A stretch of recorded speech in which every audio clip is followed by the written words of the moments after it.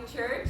Good morning. It's good to see everybody. It's so cool that after all these years, I've come up and I've shared about what God's been doing, what He's asked me to do next, and I've seen you guys come behind me and support me, pray for me as I went through all my adventures of living overseas already and going off to school to study, to train, to be able to do the kind of missionary work I've always known that God has called me to. And so, every time I get up here, I share and I talk about how, I got saved in this church and the people here have been a part of my life and been a vital part of my walk with Jesus. And so I think it's really cool that for the first time this time is really different. Something's different this time than most of the times I come up here and share, and it's because just 2 weeks ago I got married. And so because of that, I have someone else with me, which is really awesome. And we're going to get to listen to TC explain all that is coming, the training, what we're looking forward to, and what God's doing next. But I did just want to say thank you all for everyone that has been tuning in to what's been going on, especially with the circumstances in the world right now. I know a lot of you have probably seen our Facebook video from before we got married, letting everyone know what was next. I know some of you probably saw the Arundel Baptist specific Facebook Live that we did to answer a few questions and kind of give more details on what God's doing. And then I really hope that everyone got a chance to celebrate with us on our wedding day to watch. Special shout out to the Brewbakers for getting Chipotle. And so they actually celebrated like we were celebrating in that backyard with the Chipotle bowls, which turns out Chipotle catered our honeymoon too, because we actually ate it all week long because we had so much extra. So that was awesome. So just thank you so much for tuning in, for being a part of our lives, especially during all the craziness that's been happening. But I just wanted to say that finishing up Isaiah, my personal time with the Lord this week, has been such a cool wrap-up, because Isaiah begins and ends with this idea that God's heart is for all nations, that He's going to use Israel as His chosen people, but it's always with the intent and purpose to let the light of salvation that God was going to bring and do for what He created to come through Israel, but then to go to all people. And so the end of Isaiah chapter 66, it ends with, and then all will come together and worship together, every tongue, tribe, and nation. And that is really the heartbeat of what God has called me to do with my life, and I know that. And TC also had that story, and so I'm just going to let him actually take it away. You guys have heard from me plenty over the years, so I'm just going to pass it over to my husband, and he's going to take care of most of the talking. But we also have a little slideshow that will kind of give a couple more details and explain how you can be a part of it. So I don't know if he wants me to stand up here with him or just give him the floor. I think I might sit. Yeah. So I'm just going to pass off the mic. Yeah, so you guys obviously don't know me super well. My name's TC, as Kelly said. It's been a cool adventure going through the past 2 years getting to know Kelly. And I just going to give you an idea of where I've been, what I've done, my life, where I'm from. So I was born in Florida. I grew up in Florida my whole life, and at 12 years old, I realized that I needed a Savior, and I could not save myself at Word of Life camp in Florida. And I realized that, crying my eyes out, realizing that Jesus was the only way to get to heaven, and I needed Him to save me.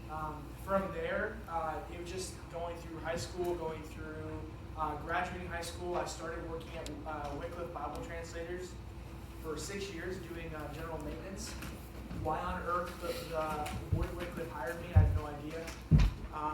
From there, I started realizing that I really desired to go overseas, and I had a heart for missions, a heart for the people that don't have access to Scripture, because Wycliffe, throughout those 6 years, really, that's what they do. They translate the Bible. So I was working with an organization for 6 years, being told all the time there's people without access. And so after around 5 years in, I started realizing and praying through, where do I want to go? Do I want to go? What do I need to do next? And I went to Papua New Guinea with Wycliffe on a 2-week, 3-week trip. And from that trip, I realized that I definitely had a desire for unreached people groups. People that had no access to Scripture and that had no local church. And I had no idea what I needed to do to get to the point of where I could go. So I went to Word of Life. Word of Life, just like Kelly did. It was funny, she did 2 years right before I did my 2 years. So I came into my first year being a student when she went and started her CCI training and support raising for cross-cultural internships and go overseas. And so I did my 2 years at Word of Life, and from there,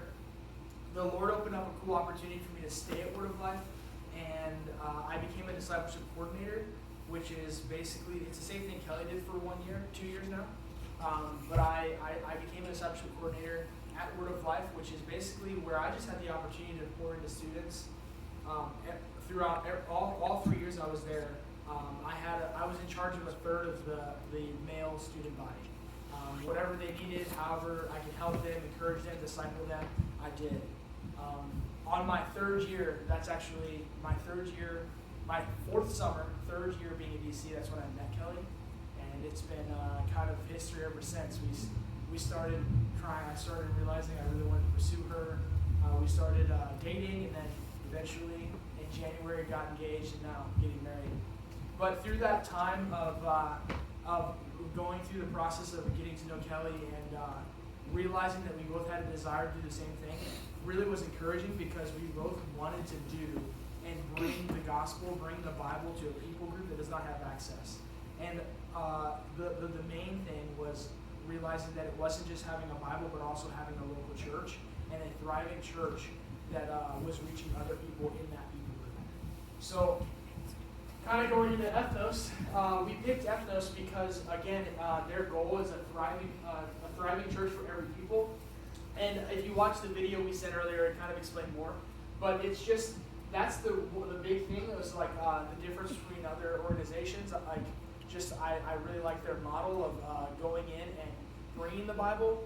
But then the end goal isn't just bringing the Bible to the people, but also a church. Bringing them a church that's thriving, sharing and then ultimately that church, having their own pastor and their own people group, sharing the gospel to other people.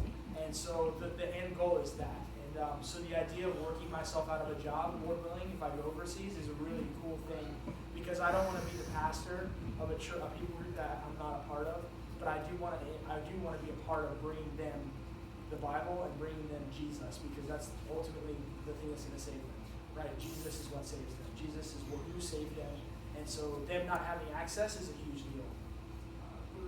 Next slide.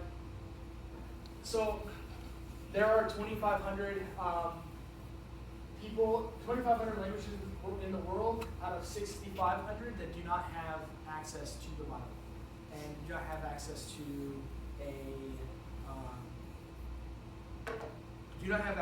to a local church or the Bible. So an unreached people group is anything that's less than 1% evangelical. So there are unreached people groups in the world, but there also is unengaged. I mean, they have no access to the outside world. There's two different things, but Ethnos works on with both of those, where unengaged and unreached are both part of the goal of bringing people who do not have access to the Bible, giving them the Bible and plan, giving them the church. So unreached is the most of those people, though. 2,500 languages of people groups of the world, 2,500 languages do not have access, and they're unreached. So meaning again that they have less than 1% evangelical in their people group, and if you have less than 1%, you can't reach yourself. So if you have more than 1% evangelical, like Christians in that people group, ultimately, like over time, that 1% would be able to reach the rest of their community. Next slide. So, with no scripture at all, it's 3,969 languages, and this is based on 2019 Wycliffe UK, and there is 171 million people speaking 2,115 languages that still need a translation to begin, and that is a huge goal, but a huge number. But the crazy thing is, when I started at Wycliffe in 2008, there was, I think, 3,700. So we've in the past 12 years have definitely done a lot of work in starting translations, and so it's been encouraging to walk through the past 12 years of seeing these numbers and seeing these numbers go down over many years. And Lord willing, that number will get down to everyone in the world having access. Next slide. Bible teaching. So it's pretty important. This is another reason why I really appreciate Ethnos, understanding their model of how they bring the gospel to people. It's really important for them to go from Genesis to Revelation. So they don't just bring them the Gospel of John and start there and end there. They don't just bring them the New Testament. They really do start with the beginning, which is Genesis, which is vital to understanding who Jesus is and what Jesus did. Because when you don't have an understanding and a grip of the Old Testament, when you talk about there's so many connections and correlations that connect to Genesis all the way through the book of Malachi that connect all of the Gospels to who Jesus is and what he did. So it's very important, and I feel that it's very important, and so does Ethnos, just to do a broad, big picture of the Bible, not just giving them Jesus. Not that that's not the most important thing, but understanding that that's starting in Genesis, you are giving them the big picture, the full picture of who Jesus is. So that was a huge part of what they do. Next slide. So why the Missionary Training Center? So the Missionary Training Center, what we're doing, and again, like what the Ethnos is the organization that started Ethnos, the Missionary Training Center we're going to in Missouri. And the reason we have to do the 2 years is because there's a lot that goes into to bringing the gospel and bringing a church to a people group that does not have the Bible. So you learn, at the 2 years, you learn everything from linguistics, how to translate the Bible, how to use the phonetic alphabet, to from those things to all the way to mechanics, how to put up solar panels, all sorts of things that you need for a church to thrive in a people group, because you need those things to be able to bring in the Bible. So I need internet. You need internet, you need power, you need a house. If you don't have those skills of learning how to build a house, learning how to use solar panels, those are all things that we definitely need to have the opportunity to bring the Bible to them, and then long term give them the church.